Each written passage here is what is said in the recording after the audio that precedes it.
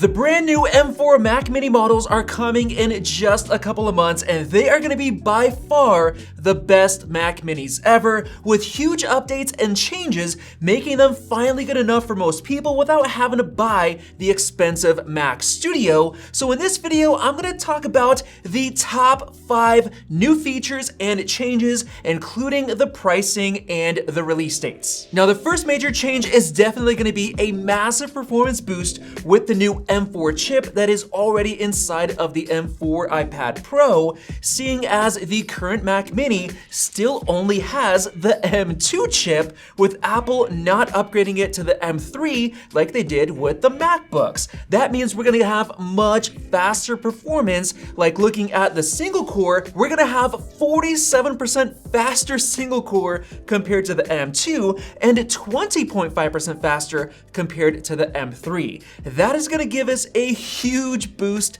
to web browsing performance, as we saw on the M4 iPad Pro, with record-breaking web browser benchmark scores being much faster than all of the other new chips from Intel, AMD, and Qualcomm. This is also going to give a huge boost to single-core tasks like web-based apps and web design like Figma and other apps. And now moving on to multi-core workloads, it's going to be again 47% faster than the M2 chip and 21.3% faster than the M3.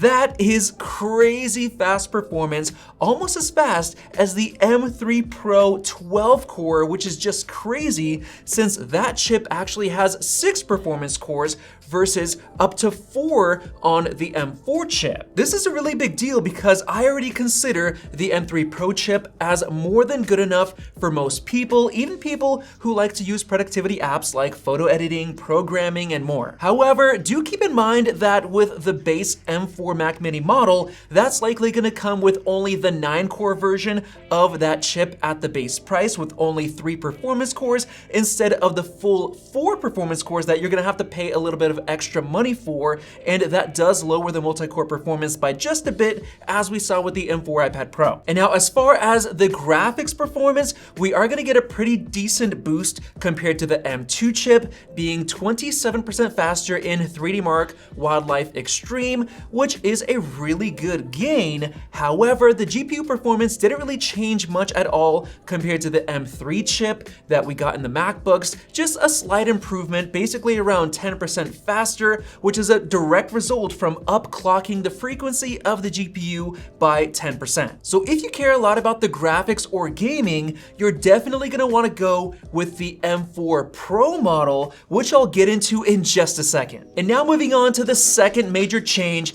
I believe that the new M4 Mac Mini is going to come with 12 gigs of RAM standard. Yes, I know this because the M4 iPad Pro secretly had 12 gigabytes of RAM chips, but Apple actually disabled 4 gigs to make it 8 gigs on the base model. Why? I don't know, but probably because iPadOS can't even use RAM that well, so maybe Apple wanted to keep it 8, so it looks like it's a big upgrade when you go up to 16, and maybe that makes it a better upsell. Or maybe Apple used some binned RAM chips that had some flaws within the rest of the 4, but it only has 8, even though in reality it's 12, and I think for sure we're getting the fully unlocked 12 gigs on the M4 Mac Mini. This, of course, is going to be a really big deal for performance because right now 8 gigs is definitely too little, even for basic tasks, because macOS itself uses like 4 or 5 gigs for all of your system tasks and having everything run with some web pages, and especially if you like to open a bunch of web pages at the same time, that's enough to fully fill up the 8 gigs and make your system slow down. So jumping from 8 to 12 is 50% more RAM. That's going to make your system feel a lot more snappy, and it's also going to improve performance. Now on to the major change number 3, the M4 chip actually has secret features that Apple chose not to mention when they revealed the M4 chip in the iPad Pro, probably because it can't make full use of those features. If you look at the M4 chip's die shots, you could see that there is now double the Thunderbolt controller chips within the chip. Yes, there are 4 controllers versus the previous 2 controllers on the M1 chip, the M2 chip, and the M3 chip. This is a huge deal because those 2 controllers were limiting the number of potential ports and the speed of the ports. Like for example, the base M2 Mac Mini only comes with 2 Thunderbolt ports because it only has 2 controllers. So with the new M4 chip having 4 controllers, Apple is likely gonna add more ports on the M4 Mac Mini, potentially straight up 4 Thunderbolt ports on the base model, which would be insane because right now you have to pay for the M2 Pro model to get 4 ports, but not anymore. On top of that, they also doubled the display engine, which means much better display support, as in the external displays, and maybe supporting higher resolution and more displays. Apple also fully redesigned the media engine, but they didn't really talk about it much since the iPadOS software can't take advantage of it at this moment. So the M4 chip in the Mac Mini will likely show faster H.264 and H.265 encoding and decoding, which is going to be a huge deal for video editors. And now for major change number 4, we are also going to be getting the M4 Pro chip in the higher end Mac Mini model. That is also gonna see a very nice performance boost, likely the same performance differences compared to the M2 Pro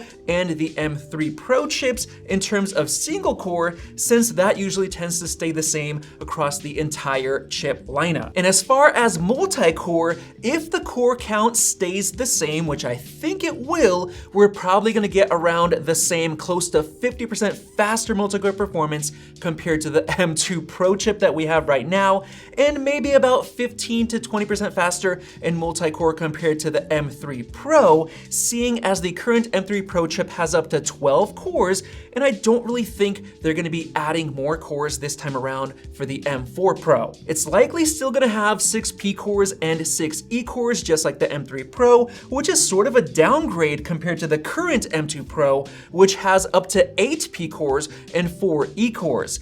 But thankfully the extra E-cores are making up for it in terms of performance, and I don't really see Apple adding more this time around, but maybe I'm gonna be wrong, and that's gonna be a good thing. But as far as the GPU, I actually think that Apple's gonna focus on the graphics updates for the M4 Pro, unlike the M4 that didn't really improve much. I think they're gonna jump all the way up to a full 20-core GPU on the M4 Pro, while the current M2 Pro only goes up to 19 cores, while hilariously the M3 Pro only has 18 cores, which is kind of funny that they downgraded the core count. So I think this time around they're going up to the full 20 cores on the M4 Pro, and that's gonna help improve the performance. And with that said, I think the graphics performance is gonna be just fast enough for most people out there without having to go up to the M4 Max Studio, which is a lot more expensive. And on top of that, based on the M4 chip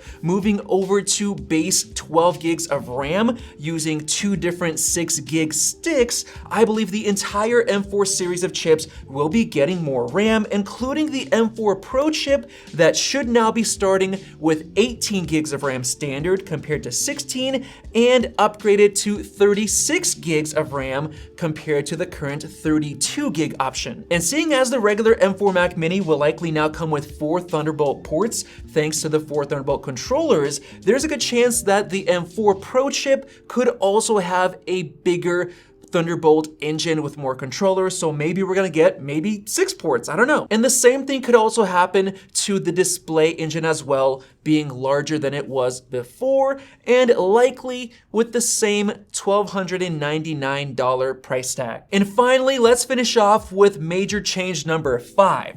I think that this is gonna be the year for a new space black finish on the Mac Mini to boost sales, since they've been adding it to the M3 series MacBook Pros with the new space black. They also added it to the M4 iPad Pro. I think they're gonna add it to the Apple Watch Ultra 3 here in a couple of months. And I think space black is gonna make it a really fun upgrade for a lot of people out there, since the current Mac Mini has had the same silver finish for years. So it would be perfect to finally spice it up. But other than that, I don't expect a full redesign with the M4 Mac Minis, since we haven't had any leaks for that yet. We did a couple of years back, but it never happened. I think it might be coming with the M5 Mac Mini here in about a year and a half or 2 years. That's when we might get that full redesign. So with all that said, I think the pricing for the base M4 model is gonna stick to the same $599, unless Apple is gonna try to bump it up to $699 and use the 12 gigs of RAM to justify the price difference.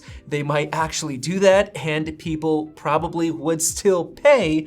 And as far as the release date, I think it's likely happening during Apple's October event or the November event, whichever one Apple chooses to do this year. But I do know it'll for sure launch alongside the new M4 series MacBook Pros, because Apple always launches the Mac Minis alongside those MacBook Pros, because Apple has to wait until they reveal the M4 Pro chip, and they always do that with the MacBook Pros before they give it to the Mac Minis. They usually just do it at the same time. So with that said, those were the top 5 major changes coming to the new M4 Mac Mini here in a couple of months. Hopefully you enjoyed this video. If you have any thoughts or ideas for this new model, let me know down in the comment section below. Definitely subscribe above. Thanks for watching, and we'll see you in the next video.